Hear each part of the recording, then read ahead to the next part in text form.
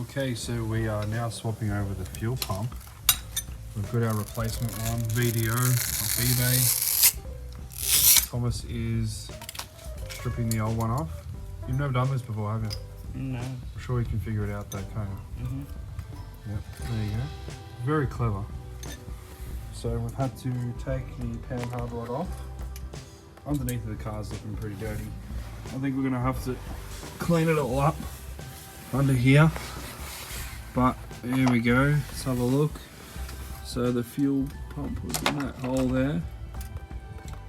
We've got the external pump here, which was making a noise, so I'm guessing it was the internal one. The fuel line looked dry as a bone. I don't know if you can actually see in there, but that doesn't look like it had any fuel flowing through it in a long time. So let's get this new pump in and see if it starts. Apparently we have to put an airflow meter on before it's going to work. But we'll try it without it. See what happens. So we had a bit of trouble getting these wires on the new fuel pump. So what's happening is, from the original pump, the actual stud is a different size. Like they're a lot smaller on this one. Whereas on the new one they're fatter. So these wires don't actually go over. So the wire doesn't actually fit. So I've just got the drill. And I'm putting the drill. So yeah, sorry, hard to film and do both. So what I'm doing is I've got the wire, the drill bit in there, and just like shave a bit off it so I can go on. And that seems to work pretty good. So let's do that and get it back in. So here I am under the car, getting fuel dripped all over me, doing this up. Pretty important when you put the fuel pump back in that this line here that's been blocked off has to go at the bottom, because the way the fuel pump is, pickup's right at the bottom. Now it took me ages to get this thing lined up properly. There's like, I'll include the photo, there's like this orange thing inside the tank. Kind of got to work around that. I don't know how I got it. I just was here for literally probably half an hour just having fuel dripping down my arm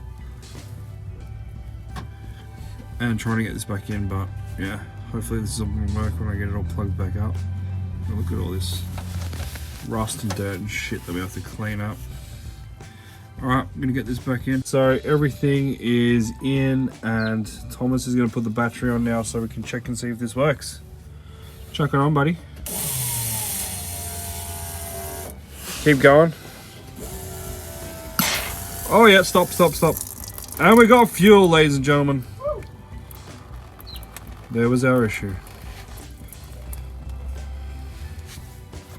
I'm gonna put whatever fuel comes out into this bottle because it actually looks green like coolant. So just pop that back on, it should come out straight away. Ready?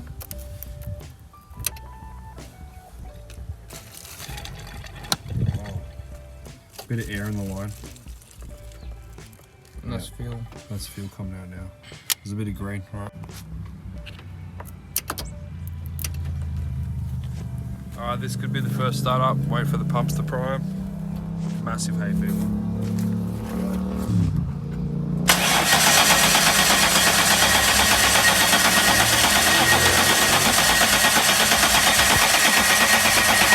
Stop! Come here. So check this out. This along the fuel rod, this injector, the line before it is just leaking everywhere. It's leaked all down the side of the engine, so I'm worried now that like one little spark, this whole thing's on fire. So obviously we didn't notice that before because we had no fuel in the system. I've picked at it a little bit, wasn't that bad. But we're gonna have to replace this. I'm guessing that we have to take the whole fuel rail off, which means we're gonna have to take this whole inlet off, unless there's a better way to do it some other way. Fortunately, my brother has given me some spare fuel rails that he used to have, so we're gonna have spare injectors and all that, which is awesome. Alright, so I managed to get the injector off. Notice that the bottom of it is like cracked and bent, so that little pin in the bottom is not going to come out. I don't know if I can actually get the injector back in like this, but we have a spare rail, which Thomas is going to take an injector off, and we'll try and get it in there and screw it back on. Right, we're back into it. We're going to take this intake manifold off so we can get to the fuel rail and replace our injector with this one. Onto there. So we're just stopping for a quick dinner. 2 Palmers delivered, and we're watching some Rust Valley Restorers. I've been trying to buy this car for the last 2 years. And then we'll get back into the car, yeah?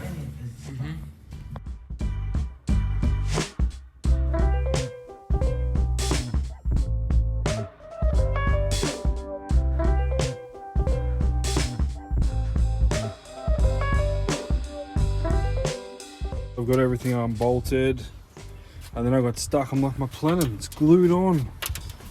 I can't get it off. And I've got all the bolts off the top.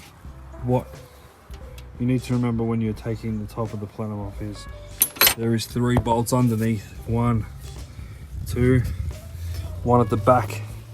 Do not forget those. I thought my thing was stuck and glued on. I started hammering a screwdriver into the side here. I'm prying it up with a breaker bar. Not experienced with these cars, so I didn't know, but there you go. Don't forget the bolts at the bottom. You can't really see them. It doesn't look like they're part of the top half, but they are.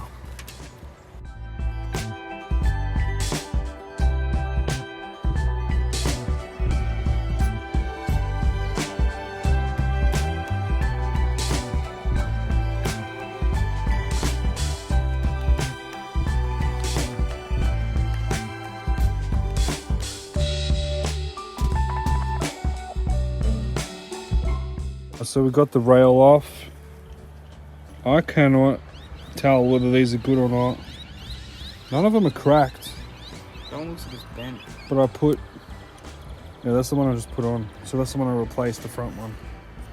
So let's get it all back on. Don't be too excited about it.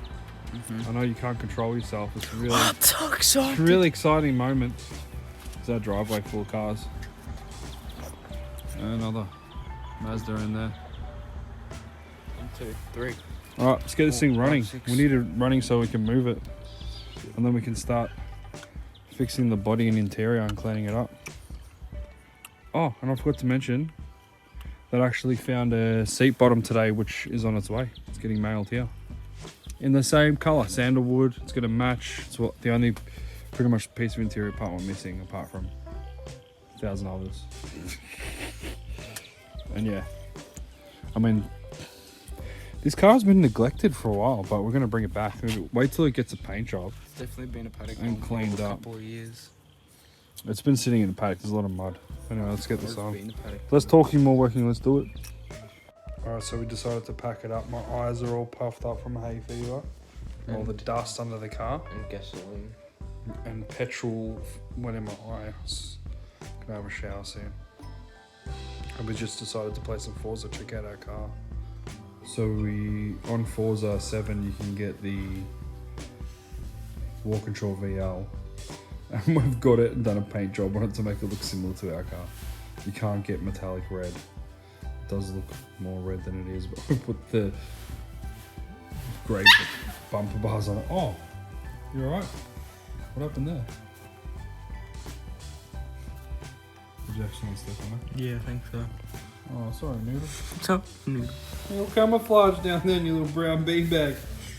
Anyway, back to the car. See if we can get this spoiler taken off. Okay. Yeah, there we go. Alright, so we're driving the VL. We've put an RB in it, conversion. Listen to it goes.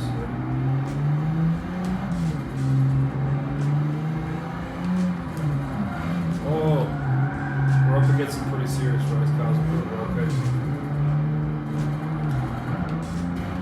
Oh, you hit me, man. My new paint job.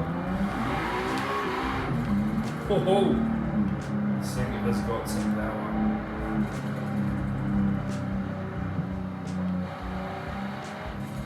Fry the tyres for you.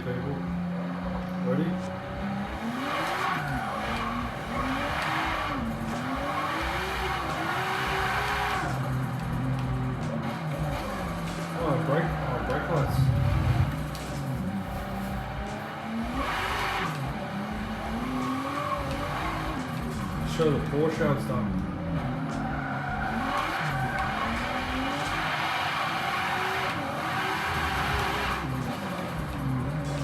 Oh, sick.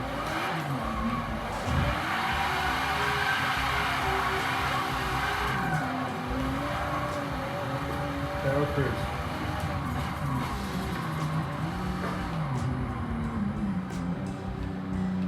Who's that now?